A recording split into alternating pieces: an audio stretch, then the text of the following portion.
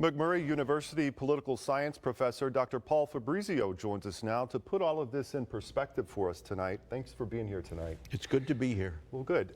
Former President Trump, now a convicted felon. He still can run for president, but what does all this mean for his campaign now? Well, I think the best answer to that is just look at the package that you just had. There was President Trump right after the verdict saying that the voters' decision in November is the important one.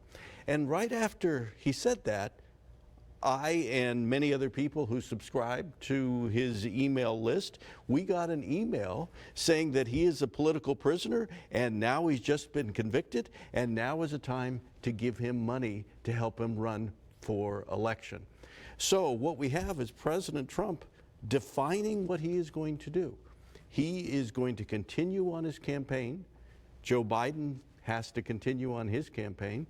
President Trump is using this opportunity to raise as much money as he can, and he has established a narrative that he is a political prisoner, and this just feeds into that narrative. So that's all part of his campaign. He's already incorporated this into his campaign. He might have been ready for the verdict, I guess. That's my sense because of what he said, and then the email using the exact same words. All right. Well, I want to get your opinion on this. 20% of Trump supporters have said they'd reconsider their support if he is found guilty. At the same time, a new NPR PBS NewsHour Marist poll says 67% of registered voters have said a guilty verdict does not make a difference in their vote. So how big of an impact could this have in November? I think the correct answer for that is it will have a small impact. In other words, if we listen to the polls are saying most people have already made up their minds, most people won't let this interfere. So we'll only have a small number of people be affected.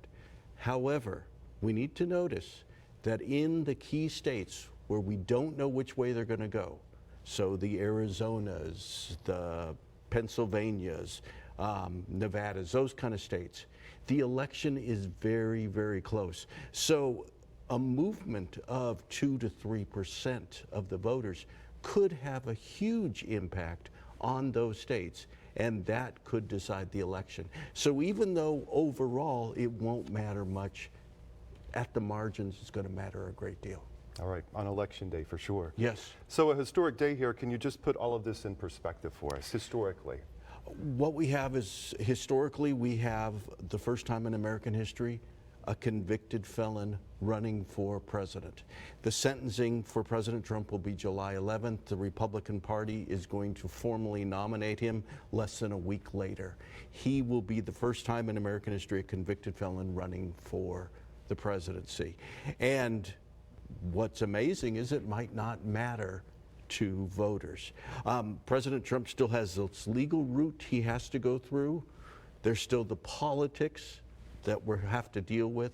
But historically, and what I think about 50 years from now, what are the fourth graders going to be learning when they learn about Donald Trump? Yeah. The very first thing is he was a convicted felon. So this matters. Yeah. All right, Dr. Fabrizio, thank you so much for your insight tonight. Yeah, it's certainly a big day in politics, historically as well. It certainly is. All right, thank you.